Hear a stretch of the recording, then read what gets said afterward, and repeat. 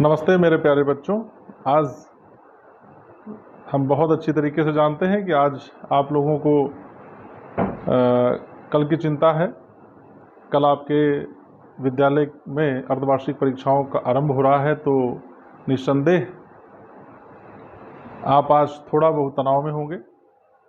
लेकिन आज हम इस समय ये वीडियो आप लोगों के लिए इसलिए डाल रहे हैं कि आपको बताना है कि परीक्षा है, जो आपको पढ़ाया गया है, जो आपने पढ़ा है, और ये एक आकलन होता है। परीक्षा के अंक ज़रूरी नहीं कि आपकी पूरी प्रतिभा को ही निखार के सामने ला सकें, इसलिए आपको बहुत अधिक तनाव में आने की आवश्यकता नहीं है। बहुत अच्छी तरीके से आपने अभी तक की जो कुछ भी पढ़ाई की है उसी को दोबारा से पुनरावृत्ति कीजिए, और बेहतर होगा कि परीक्षाओं के समय भी एक परीक्षाओं के हिसाब से विषयानुसार अपनी समय सारणी तैयार करें, और जिस विषय पर और प्रत्येक विषय के जिस टॉपिक पर आपकी बहुत अच्छी पकड़ है, आप उसी का बार बार आप उसका रिवीजन करें। और जो टॉपिक कुछ आपके कमज़ोर हों, यदि आपको लगता है कि इस वाले पोर्शन में हो सकता है कि मेरे अंक बहुत ज़्यादा ना हम ला पाएँ, तो उस पर फोकस कीजिए। लेकिन पहले रिवीजन उन प्रश्नों का, उन पार्ट का कर लीजिए, उन लेसन्स का कर लीजिए जिन पे आपकी पकड़ बहुत अच्छी है। तो आपको सबसे पहले अपनी परीक्षाओं की बेहतर तैयारी करने के लिए सबसे पहले आप एक समय सारणी को तैयार कीजिए, वो भी विद्यालय में जो स्कीम आपको दी गई है उसी के अनुसार। नेक्स्ट पॉइंट है कि लगातार एक ही विषय न पढ़ें, क्योंकि परीक्षाएं आपके किसी भी पर्टिकुलरली एक ही विषय की नहीं है, आपके सबके सभी विषयों की है, इसलिए अपना फोकस सभी विषयों पर रखें।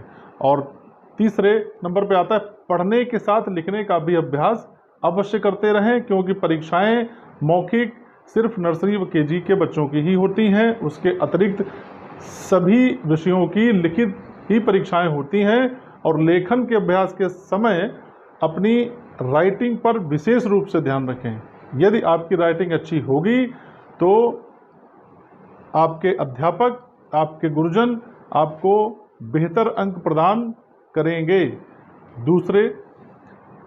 अगला पॉइंट है कि रेगुलर पढ़ाई करें।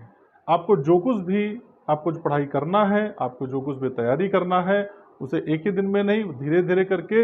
ये तो हालांकि परीक्षा के समय का भी ये पॉइंट है, और ये आपके पूरे वर्ष में पढ़ाई करने का जो तरीका है उसका बेहतर तरीका ये है कि आप रेगुलर रूप से पढ़ाई करें अपनी समय सारणी के मुताबिक।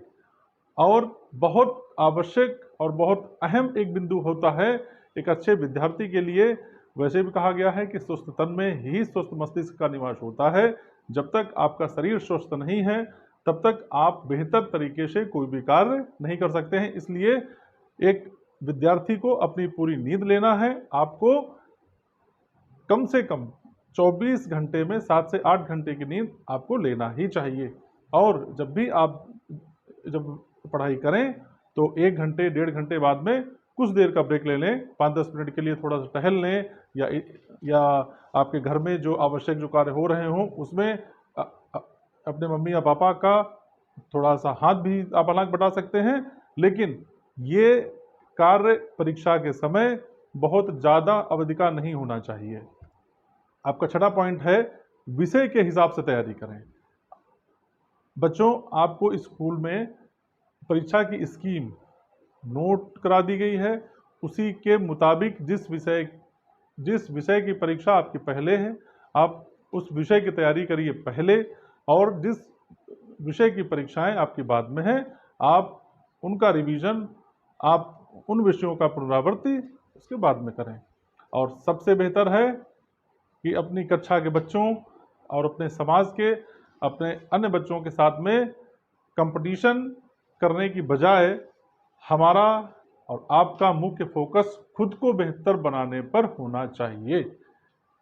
हमें जो आता है, या हम जैसे हैं, या हमारा जो स्तर है कक्षा में, हमारा स्तर अब पहले से बेहतर होना चाहिए। हमारा पूरा फोकस सिर्फ इसी चीज़ पर होना चाहिए कि यदि पिछली बार यदि हमारे 60% अंक आए थे, तो इस बार हमारा प्रयास ये होना चाहिए कि इस बार हमारे 80% अंक आने ही चाहिए।